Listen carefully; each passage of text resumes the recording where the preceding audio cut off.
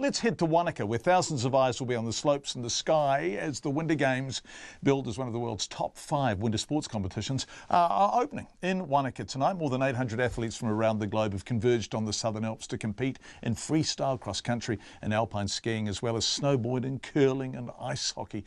The Winter Games is ready to hit fresh heights, having just become an annual event and featuring new categories like Big Air. For the first time, our Otago Southern reporter Tess Brunton filed this report, lucky her, from Wanaka. Skiing down the slopes of Codrona is a homecoming for Nico Porteous.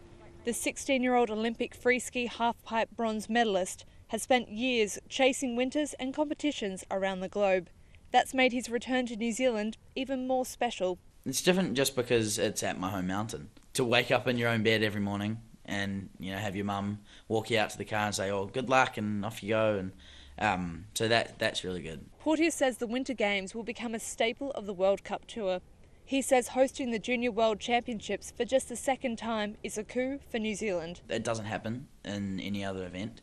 To have Junior Worlds and a World Cup in the same event never happens, and so that is really cool to have the best and the up-and-comers in the exact same environment. New Zealand snowboarder Carlos Garcia-Knight narrowly missed out on a medal at this year's Olympics, but he's pumped to compete in his third Winter Games. It's more than just a competition. You go out there and you're able to watch other people compete. There's so many athletes in town and there's so much going on here, and I think to have the Junior Worlds as well this year and to see everyone coming through, and for New Zealand to be the one that's holding the event, and after such a heavy Northern Hemisphere scene, I think it's an awesome thing for New Zealand. Garcia-Knight says making the Winter Games an annual event will attract more athletes to the country. It seems like a lot of the places that we travel to are where a lot of good riders come from, so it's nice for once to be able to have the Junior Worlds here in New Zealand, and for people that have grown up riding here to show what they can do, and then to also show the kids that are coming through kind of where the level's at and how cool a competition can be in New Zealand. Garcia-Knight will be competing in a new category,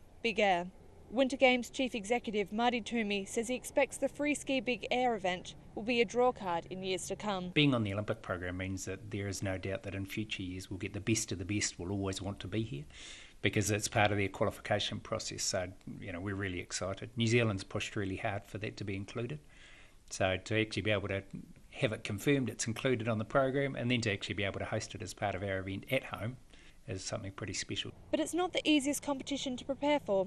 It's taken 200 volunteers, 60 contractors and 8 senior staff members to make these games a reality. The competition has brought a $13.4 million boost to the region last year.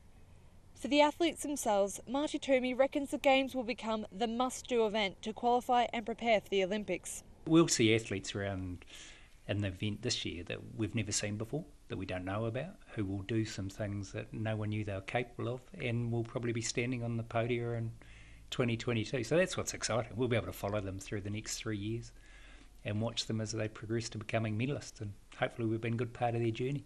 With the promise of fresh talent and snow on the horizon, the Games, which run until September the 8th, look set to become one of the biggest years yet. In Wanaka for Checkpoint, this is Tess Brunton.